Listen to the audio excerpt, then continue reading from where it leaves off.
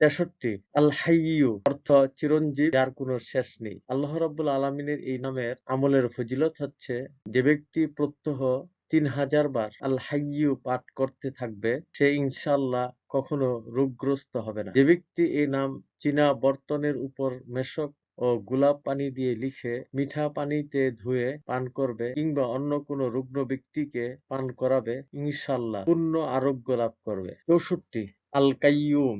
আল কয়্যুম অর্থ সমস্ত কিছুর ধারক ও সংরক্ষণকারী।